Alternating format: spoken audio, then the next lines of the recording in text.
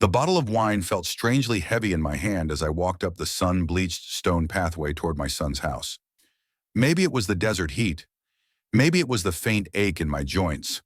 Or maybe it was the way my lawyer's voice still echoed in my ear from just 5 minutes earlier. "Sir, you need to look at this immediately." I'd waved him off. "Not now, Richard. I'm going to James's for dinner." But he'd insisted, tension sharpening every word. "It concerns him specifically, your son. You won't believe what he's planning." I should have stopped right then.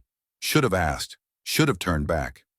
But I didn't, because fathers like me, old-school mechanics who built their life one busted engine at a time, we don't imagine betrayal coming from the direction of our own children. I kept walking. North Phoenix stretched around me in all directions, shimmering in the late afternoon haze. The red tile roofs, the desert landscaping, the rows of prickly pear and brittle brush, the kind of neighborhood James always said he'd move us into once he made it big. Now he lived here, with the wife he adored and the spotless house he kept like a museum display. In my left hand, I carried the wine. In my right, a box of oatmeal raisin cookies I'd baked that morning, his favorite since he was 7. Small gestures mattered, especially when your only son was drifting further and further from you with each passing year. Amanda opened the door before my knuckles even touched the wood. "Percy, right on time," she said, her smile stretched wide, too wide, like elastic pulled a little past its limit. There was something predatory in her expression. It reminded me of the time I saw a coyote behind my auto shop cornering a rabbit. That same brightness in the eyes, that same stillness in the shoulders, a smile hiding teeth. "Wouldn't miss it," I replied. She led me inside and the air conditioning hit me like a slap. Cold, sharp, artificial. The house smelled like those model homes realtors show to rich Californians fleeing their taxes. Lemon polish, fresh linen, a hint of fake vanilla.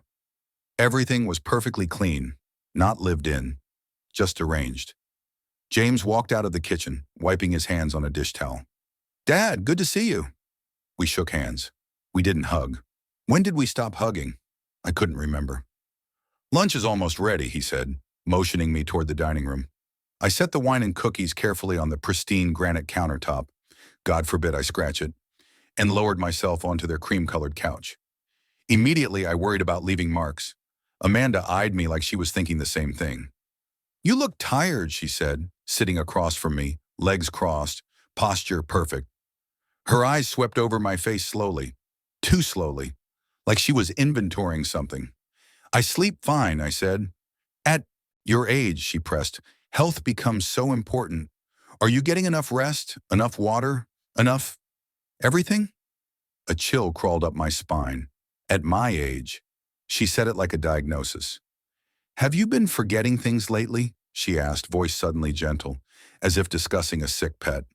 "Forgetting things?" I stared at her. James cut in quickly. "Amanda just means we worry about you living alone, running those shops by yourself. It's a lot. I've run Wilson's Auto for 30 years. "Exactly," he said, his tone tightening. 30 years. That's a long time to carry everything yourself.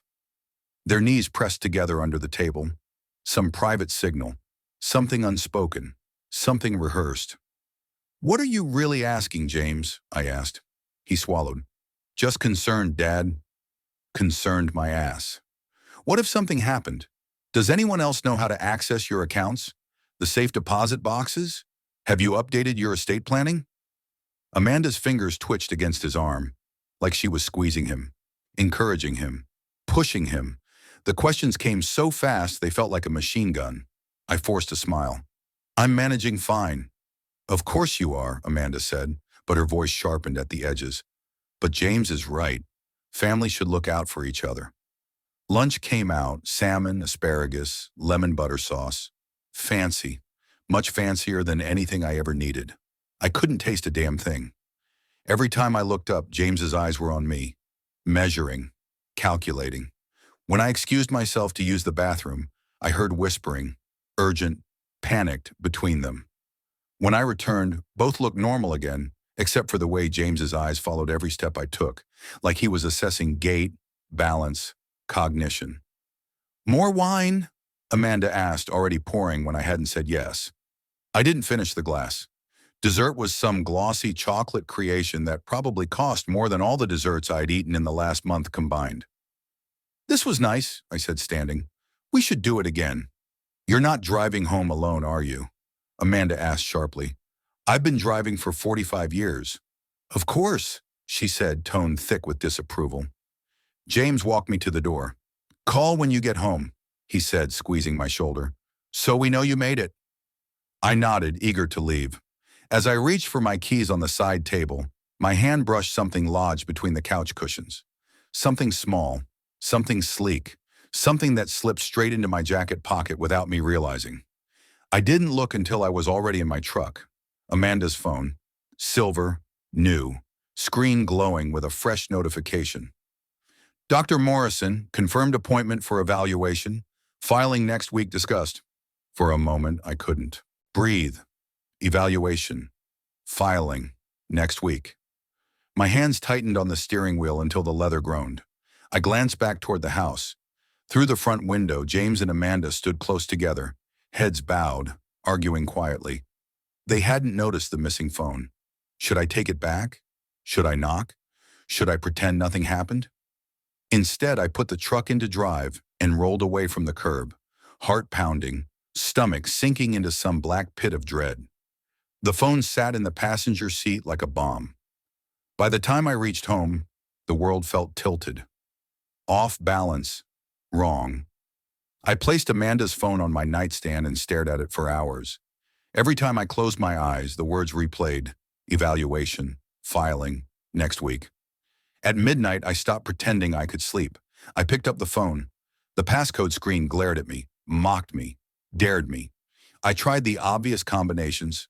Her birthday, James's birthday, their anniversary, Christmas, her mother's birthday.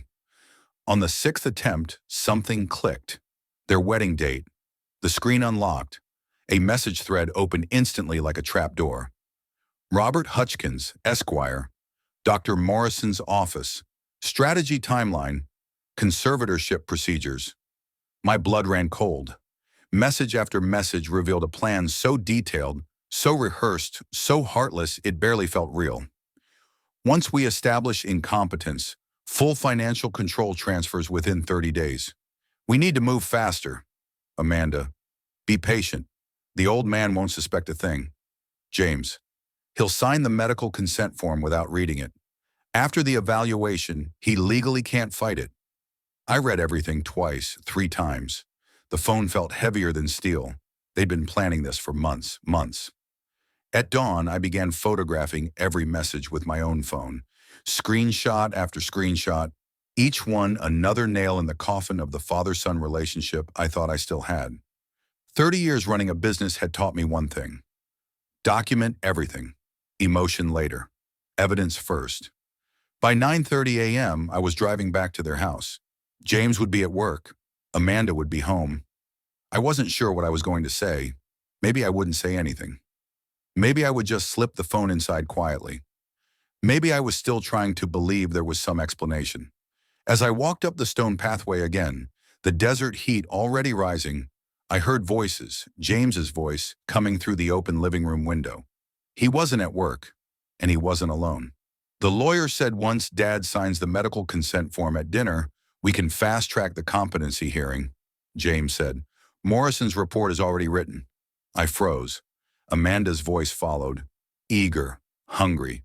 He agreed to the evaluation? He doesn't know he's agreeing to anything, right? James laughed, actually laughed. It's buried in the family trust paperwork. He won't read it carefully. He's desperate for connection. He'll sign anything. The world tilted. Once the hearing happens, James continued, I get conservatorship, full access, the business, the properties, the accounts, everything. How long until we get the money? Amanda asked. Immediately, James said smugly. We'll put him in that care facility in Tempe. Cheap. He won't know the difference. My breath stopped. My heart didn't beat. It hammered. My son, my only son, was planning to lock me away like unwanted furniture.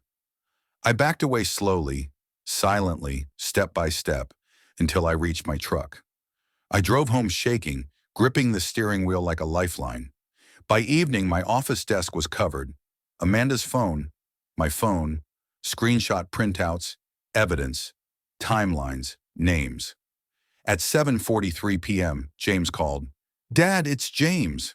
Listen, I feel terrible about yesterday. Amanda and I talked. We want to make things right. How about dinner next Tuesday? Just family. A real conversation."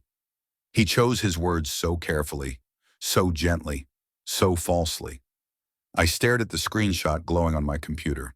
His exact words to Amanda earlier. "I'll make it sound like reconciliation. He'll fall for it." I swallowed. "That sounds good, son," I said calmly. "Really? Great. 7 o'clock? Seven's fine. I'm really glad we're doing this, Dad." "Me too," I said. I hung up. Only then did I realize my hands had stopped shaking. The shock was gone. The grief was gone. All that remained was something sharp, cold, and clear. A line had been crossed. A war had been declared, and Tuesday was 6 days away. 6 days to prepare. 6 days to show my son that he had made the worst mistake of his life. I didn't sleep that night, not because of fear. Fear had burned out of me years ago, but because every time I closed my eyes, the image of David's face floated in front of me. That smirk, that casual shrug, the way he called me old man as if I was a burden he couldn't wait to toss into a grave. I sat in the dim light of my living room, the documents scattered across the coffee table.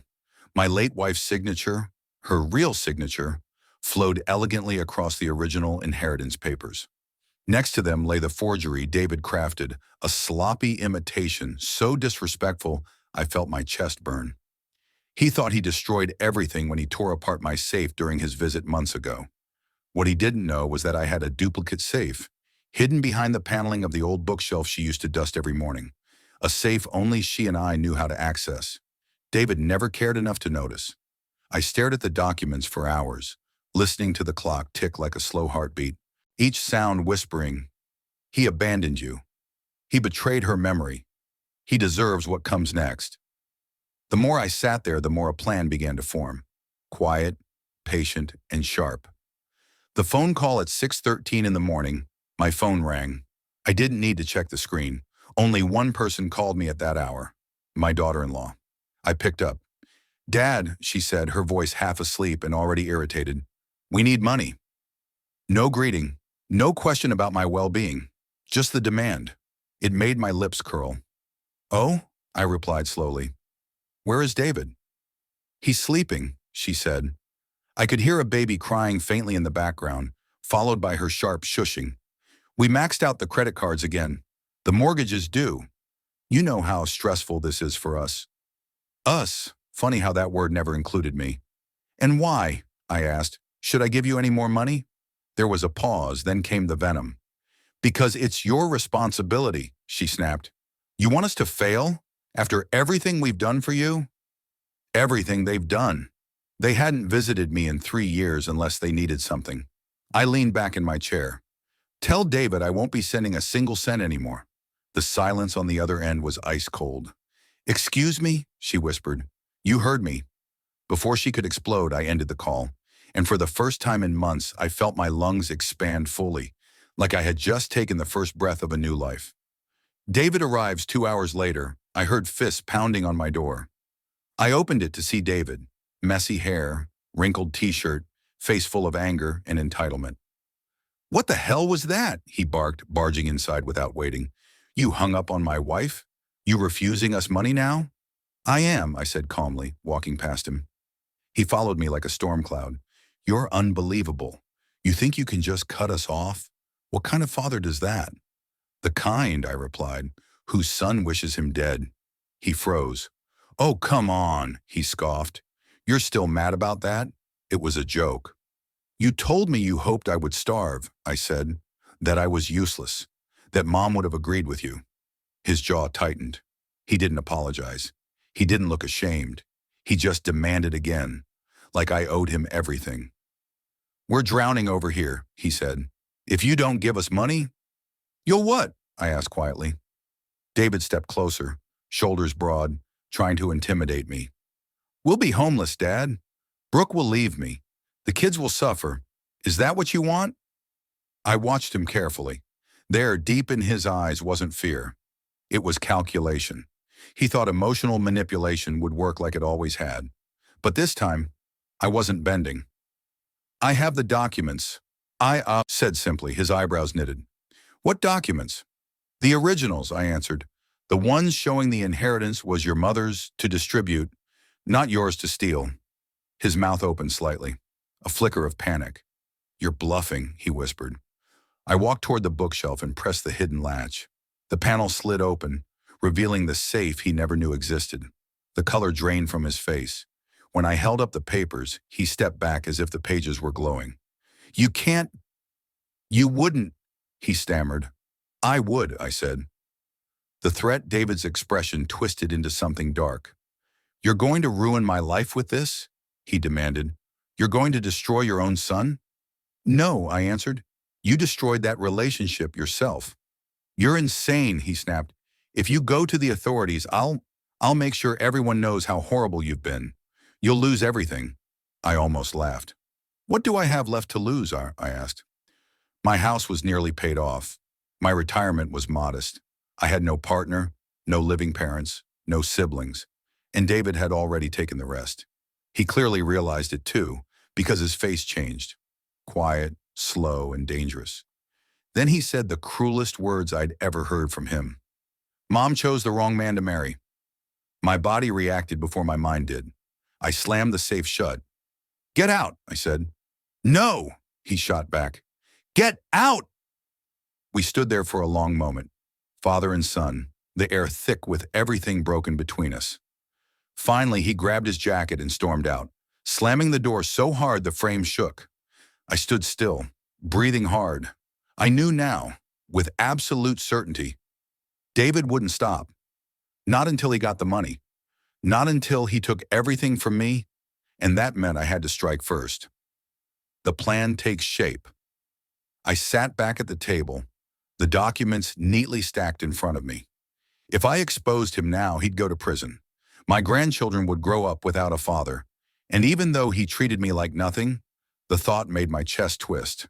So I needed a different approach, one that wouldn't destroy him, but would teach him, one that would show him the consequences of greed, one that would make him understand what it felt like to be abandoned. So I picked up my phone and dialed a number I never thought I'd call again, a lawyer my wife trusted deeply before she passed. He answered on the second ring. Hello? It's me, I said. I need your help, and I need this to stay between us. His silence stretched for a moment, then, tell me everything. I closed my eyes. This was the moment my revenge truly began. The lawyer, Mr. Halden, arrived at my home that very afternoon. He was in his late 60s now, his once black hair silvering, his posture stiffer than I remembered. But his eyes, sharp, calculating, quietly empathetic, were exactly the same. He stepped into my living room like someone entering a memory he wasn't sure he wanted to revisit. It's been a long time, he said. Too long, I replied. He glanced around. The room hadn't changed much since my wife passed. Her favorite vase still on the mantel, her knitted blanket draped over the armchair, the faint scent of lavender she always used. He noticed these things. He always did. I assume this is about David, he said. I handed him the folder containing the original documents, the proof of the forged signature, the altered will, the stolen inheritance. His jaw tightened as he flipped through the papers. This is serious, he murmured. I know. He closed the file carefully, almost reverently, and set it on the table. Tell me what you want to do. I hesitated, not because I was unsure, but because saying it out loud made it feel real. I don't want him in prison, I said. Not yet. I want him to feel the consequences first, to understand what he's done. A lesson, Halden said quietly. A deep one. He leaned back, folding his hands. There are ways to pressure him. Legally, financially, socially. We can freeze assets, file disputes, trigger automatic investigations. I shook my head. No, nothing public. He raised an eyebrow. Private damage only, then? Yes. He needs to lose everything he gained through lies, without knowing it's coming from me. He needs to feel cornered, but not attacked. Halden studied me for a long moment. You want him to collapse under the weight of his own greed? Exactly. A slow, approving smile crossed his face. Then I have an idea. The seed of ruin. Halden pulled out his tablet and typed something rapidly.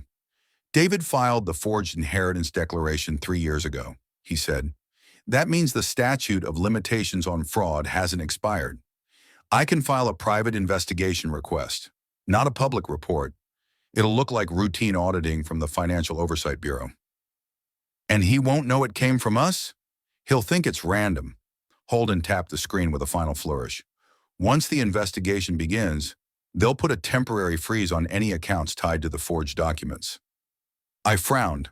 Temporary freeze? For how long? 2 to 4 weeks. During that time, he won't be able to touch a cent from what he stole. A chill ran through me. Is that enough to hurt him? Halden smirked. You said he lives above his means. If that's true, he'll feel the squeeze within hours. I nodded slowly, but Halden wasn't finished. I can also have a notice sent to his mortgage lender regarding inconsistencies in his reported assets. They'll review his eligibility again. If they find faults, they could revoke his loan, I whispered. He nodded.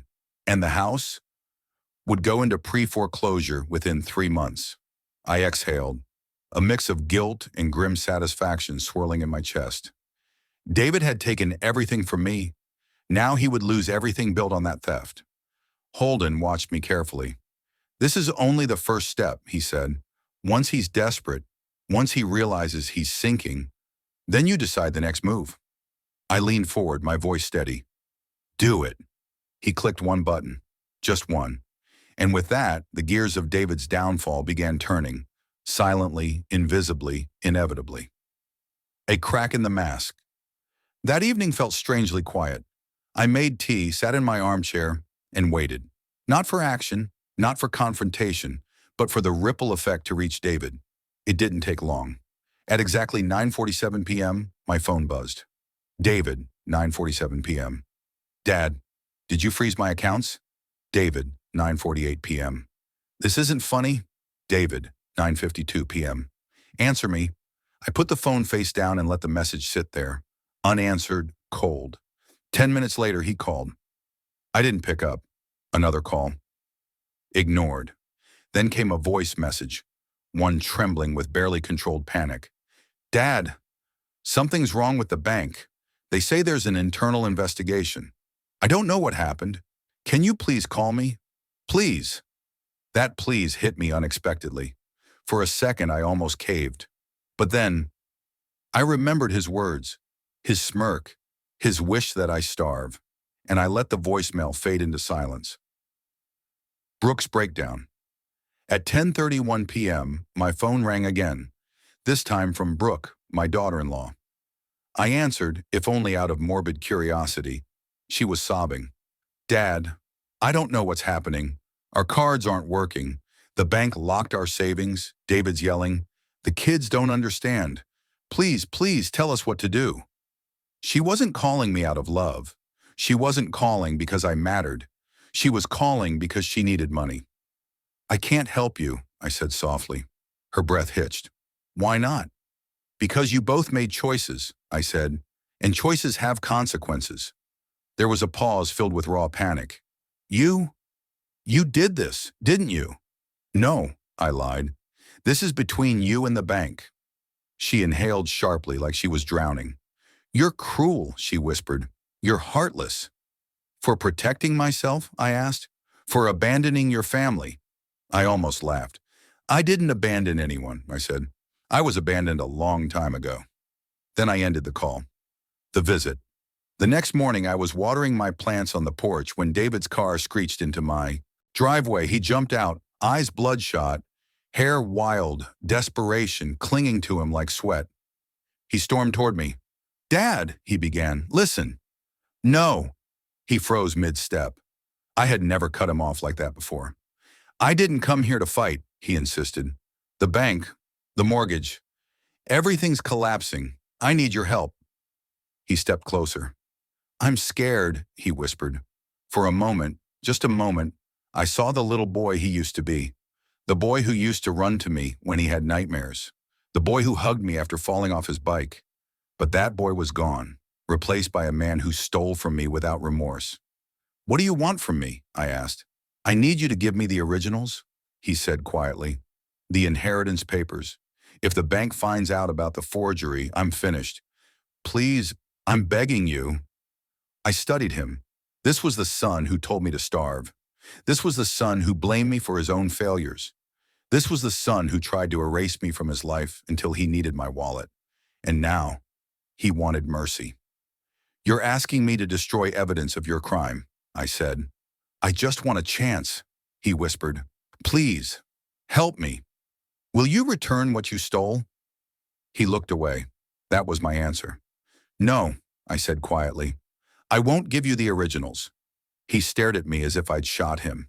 "You'd let me lose everything? You already took everything from me." His voice cracked. "Dad, I'm your son." I stepped back. "You were," I whispered, "but you made your choice." He blinked hard, tears threatening, but pride shoved them back. "You'll regret this," he said. Then he walked away, slow, broken, but not yet defeated. Not yet, and that was the problem. The second wave that night, Halden called. "The Financial Bureau accepted the investigation," he said, "but something unexpected happened." My heart tightened. "What?" "They also flagged the forged declaration as potential identity fraud. A secondary case might open." "What does that mean?" "It means David could face criminal charges if he panics and tries to move money, hide assets, or tamper with documents. They're watching everything now." I swallowed.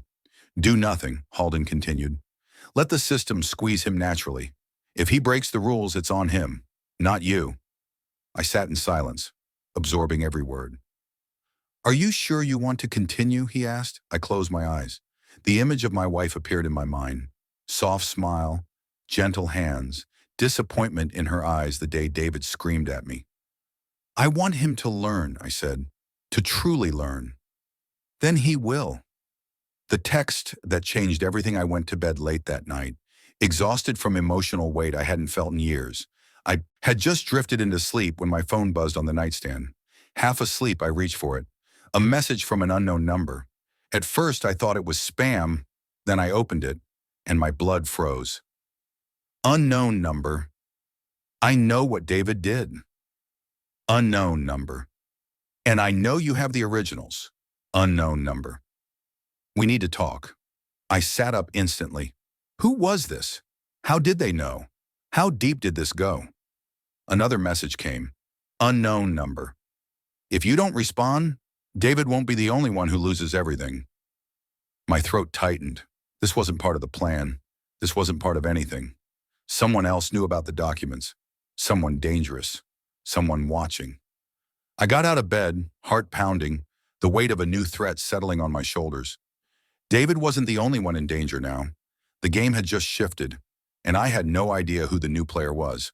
The unknown number kept glowing on my screen, the messages hanging there like threats in the dark. I stared at them, pulse hammering in my ears. "I know what David did. I know you have the originals. We need to talk. If you don't respond, David won't be the only one who loses everything." My house suddenly felt too quiet, too still. The kind of silence that makes you hear things that aren't there. Creaks, breaths, footsteps that don't belong. I pressed my palms against the edge of my nightstand and forced myself to breathe. Whoever this was, they weren't bluffing. They knew about the documents, the ones only 3 people on Earth should have known existed, me, my wife, and the lawyer. I typed one slow reply, "Who are you?" A moment passed. 2, 5. No answer. But then another message arrived. Unknown number. Not here. Unknown number. Open your front door. My heart lurched. I shot up from the bed and moved quietly through the hallway. Every instinct screamed at me to stop, to turn around, to call the police, anything but open that door. But curiosity and fear pushed me forward. At the door, I hesitated. Then I unlocked it, slowly, carefully. The porch light flickered faintly. At first, I saw no one. Then I saw it. Not a person, A manila envelope placed neatly on the doormat. No footprints, no shadow running away. Nothing. Just the envelope. I bent down, picked it up, and immediately felt a weight inside. Documents. Maybe photos. The moment I closed the door behind me, my phone vibrated again. Unknown number. Now we can talk. My hands trembled as I opened the envelope. Inside was a single sheet of paper. One sentence was printed on it, centered, bold and cold. You're not the only one David stole from. The other victim. For a long second, I just stared at those words. The idea seemed impossible. Who else would David steal from? And why would someone go to this extent, watching me, tracking me, threatening me, just to say that? Then I saw the name written faintly at the bottom of the page, typed in small letters as if it were an afterthought. AM, a name, or initials. I didn't recognize them. I grabbed my phone and typed, "What do you want?" The reply came instantly. Unknown number, Justice. Unknown number, the same thing you want. I swallowed. What did David do to you? There was a long pause, then, unknown number. He ruined my life.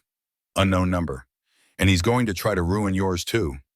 Unknown number. Unless we stop him first. Stop him. That word made my stomach turn. I typed again. How did you know about the originals? This time the answer took longer. When it arrived, it chilled me. Unknown number. Because David boasted about the forgery. Unknown number. He bragged he fooled everyone. Unknown number. Except he didn't fool me. A cold, sinking feeling spread through me. David. Bragging about the inheritance. About stealing from me. Maybe about other things too. Unknown number. Meet me tomorrow. Unknown number, noon. Unknown number. At the old greenhouse on Westbrook Road. Unknown number. Come alone. Unknown number, or I'll make everything public. My jaw tightened. Alone, threats, mystery initials. I didn't like any of this. But if David truly hurt someone else, if someone else was crawling out of the shadows now, I needed answers. Badly, David's frantic call. Just as I set the envelope aside, my phone buzzed again. This time with a familiar name. David. I nearly ignored it, but something made me pick up. His voice was raw, broken. Dad, they froze my personal account too. Not just the joint one. They're reviewing every transaction from the last 3 years. What's going on? Why is this happening? For once, he didn't sound angry. He sounded scared. Genuinely scared. But fear alone wasn't enough. What do you think is happening, I asked. I don't know, he shouted. I don't know anything anymore. I can't pay the mortgage. I can't buy groceries. The kids are crying. Brooke's threatening to leave. Dad, please. He choked on the word please. I waited. What do they want from me? He whispered. Perhaps, I said slowly, they want you to own up to your actions. Silence. Then he exhaled shakily. If this is punishment, if this is what you think I deserve, then just say it. Say you're doing this. I closed my eyes. I'm not doing anything, David. Another silence, but this one felt different. He was thinking, connecting dots. Are you telling me the truth? He asked quietly.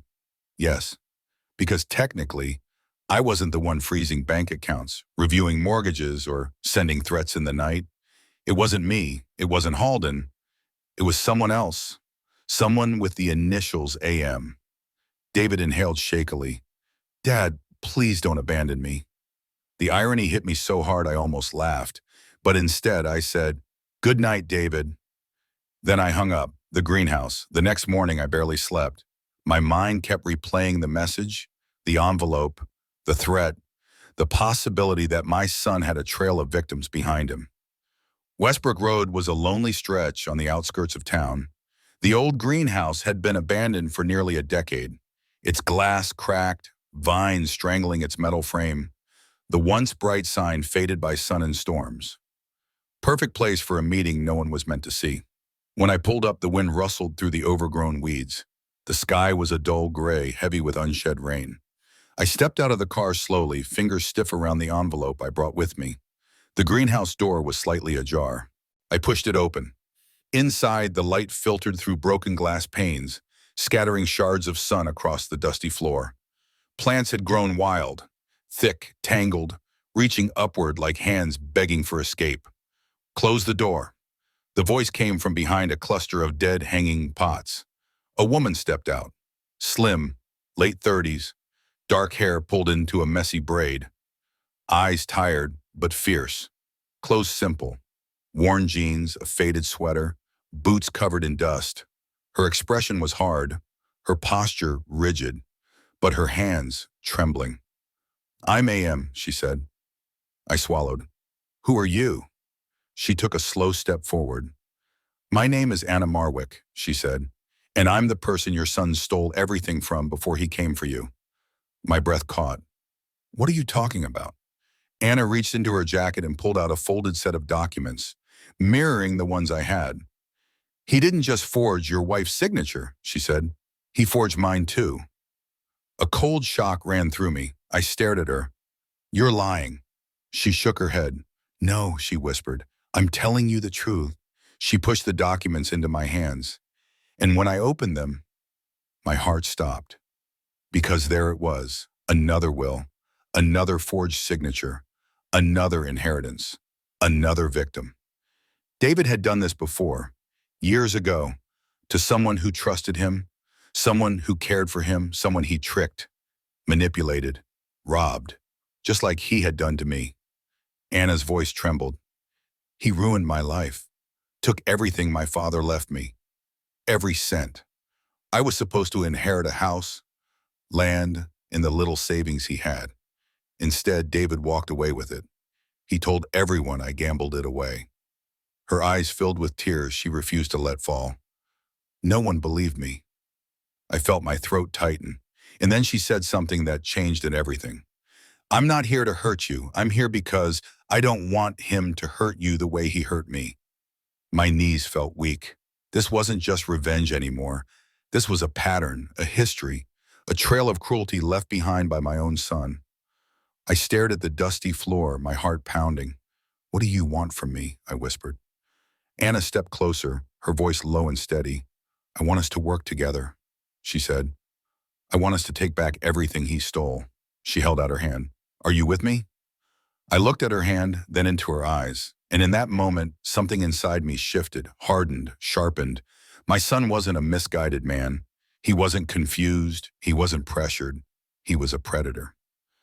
Slowly, I reached out and took her hand. "I'm with you." Her lips twitched into the smallest, saddest smile. "Good," she said, "because he's already planning his next move." Felt my stomach drop. "What move?" Anna exhaled shakily. "He's trying to access your pension, and he's close." The ground seemed to tilt. David, stealing my last remaining security. The final piece of my future. I closed my eyes. This wasn't just retaliation anymore. This was war, and I wasn't going to lose. Not this time. Not ever again. I didn't sleep the night after the dinner confrontation. Not because I was afraid. Not because of what James had done. And not because of Amanda's icy glare as she realized her plan was collapsing like wet cardboard. I stayed awake because something inside me, something I'd kept buried for decades, began waking up. The part of me that built my company from a one-room office. The part that stayed alive during the darkest years of my marriage. The part that survived betrayal long before James ever learned how to walk. They thought age had softened me. They thought kindness meant weakness. They mistook my silence for fragility. They never understood that my restraint was not a lack of power. It was the presence of it. And now they had ripped the leash off. The morning after, when silence makes people panic, by sunrise, Richard had already filed the injunction. The first cease and desist letters were sent. Every message, document, and screenshot was attached in a neat, chronological exhibit binder, like a crime novel written in real time. James and Amanda received the documents at 8:52 a.m. At 9:04 a.m., James called, then called again, then again. By 9:17 a.m., he'd left 6 voicemails. I didn't listen. Not yet. People reveal their true selves when they think you're gone, but they reveal their real terror when they realize you're still standing. The lawyer who thought he could steal my life. At 10:30, Richard called me. You won't believe this, he said, his voice half amusement, half disbelief. Their attorney is panicking. The same attorney who had secretly coached James on how to manufacture incompetence. The same man who drafted the predatory application for conservatorship. The same lawyer who thought he could take my life savings from behind a desk in a smile. He's denying involvement, Richard continued. Claims James acted alone. I laughed. Actually laughed. Isn't his name on the email draft? I asked. Very much so, and a timestamp, and a PDF trail, and metadata. Metadata is a beautiful thing. People forget it exists until it's too late. Richard went on. They're trying to get ahead of consequences, but they can't. We have everything. The feeling that washed over me wasn't victory. It was something colder, sharper, older. Justice feels nothing like revenge. It's far quieter. James shows up. At 2:43 p.m., I heard frantic knocking on my door. Not a knock, but pounding, like someone trying to punch their guilt into someone else's home. I opened the door just enough to see his face. He looked like a scared child, eyes puffy, hair messy, breathing shallow. Dad, please talk to me. His voice cracked in a way I hadn't heard since he was a teenager. What is it you want? I asked, keeping my tone level. To explain. I nodded once. Explain what you were going to do, Bon, or explain why you're only sorry now that you've been caught. He flinched like the words had weight. Dad, Amanda pushed me. She made me believe. She said, if something ever happened to you, I'd inherit nothing. She said you didn't trust me. She said, I held up a hand. James, you're 37 years old. If a partner can convince you to destroy your own father, the problem isn't the partner. The problem is something in you that allowed it. He said nothing. Go home, I said. We'll speak when attorneys are present. The door clicked shut between us. His muffled sob through the wood didn't affect me the way it once might have. Pain teaches clarity, and clarity sometimes requires distance. Amanda breaks first. That evening at 7:21 p.m., Amanda sent me a text, a wall of frantic paragraphs, accusations, begging, gaslighting, faux concern, all scrambled into one long electronic tantrum. It ended with, you don't understand. You forced our hand. We were only trying to protect the family. Protect the family by shoving me into a care facility, by staging a medical incompetence scam, by stripping me of my life. I forwarded the entire message to Richard. His reply came instantly. Excellent. This shows intent. Intent is the backbone of every legal downfall. Amanda didn't know it, but she just handed me the final nail for her own coffin. The investigator visits. 2 days later, a licensing board investigator knocked on my door. A woman in her 50s, calm, direct, holding a clipboard like it was an extension of her spine. Mr. Ashford, she said, we're here regarding a complaint filed about Dr. Morrison. I invited her in. She read through the documents I provided with the careful precision of someone who has seen 1,000 lies and knows exactly how they smell. Her eyebrows lifted at several points. This is serious, she murmured, especially the part where he agreed to prefabricate an incompetence evaluation. Is that illegal? I asked, already knowing the answer. It's criminal. And there it was, a single word, echoing through the room like a bell. Criminal. That wasn't justice. That was consequence. James makes his final mistake. On Friday, James showed up again, this time calmer, but not wiser. Dad, he said softly, Dad, please, let's end this. You should have thought of that before. Trying to erase me, I replied. He swallowed hard. Dad, I'll cut off all contact with the lawyer, with the doctor. We'll drop everything. Just don't go through with the complaint. Please, it'll ruin us. I exhaled slowly. James, let me teach you something. The first rule of life is simple. You don't get to set fire to someone's home and then beg them not to call the fire department. His eyes watered. It wasn't supposed to go this far, he whispered. It did, I said, because you took it there. Dad, I don't want to lose you. You lost me the moment you planned to bury me alive. He broke then, not the dramatic movie kind of break, but the quiet, collapsing sort. The kind where a person realizes too late what they have destroyed.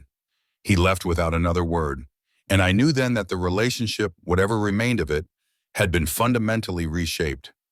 Not ended, but no longer naive. A father can forgive 1,000 things, but not deliberate betrayal. The board responds. A week later, Richard called. "Percy," he said, "Dr. Morrison has been placed under interim suspension pending a full investigation." I sat back in my chair, absorbing that.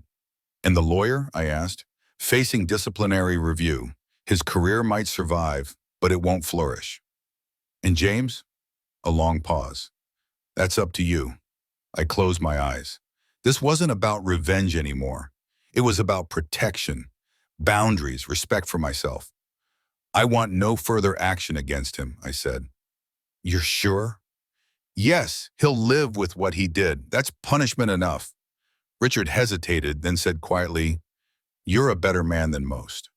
I wasn't sure that that was true, but I was sure of one thing. You can stop a person from taking your life, but you can't stop them from ruining their own. The bucket of final letter. 3 days later, I wrote a letter. A long one. Not out of anger, but clarity. I won't reproduce the entire thing here, but the essence was this. I still love my son. I would not forget what he tried to do. Our relationship would continue, but with boundaries. He would never have access to my finances. He would never again be allowed into my legal or medical decisions. Any future manipulation attempts would result in full estrangement, and he needed to seek therapy before we rebuilt anything. I placed the letter in his mailbox myself. Sometimes justice isn't loud. Sometimes justice is printed on white paper in 12-point Times New Roman. And then, silence. James didn't call for a month. Not a text, not a voicemail, nothing. And that silence told me everything I needed to know. He wasn't ready to face what he'd done. He wasn't ready to be the man he pretended to be. He wasn't ready to rebuild, and that was fine. Because the truth is, I wasn't ready either. Healing isn't a straight line. Trust doesn't regenerate like skin. Sometimes it calcifies in the shape of a scar. The father they couldn't break. People assume age makes you fragile, but I learned something in all this. Getting older doesn't make you weak. It makes you harder to manipulate. It gives you perspective, patience, and a long memory. James and Amanda tried to take everything from me. My home, my freedom, my identity, my legacy, my dignity. And instead, they taught me something invaluable. I had never been more alive, more aware, more capable, more prepared to defend myself. They didn't steal my future. They built the fire that taught me how to protect it.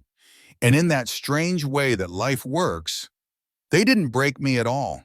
They forged me.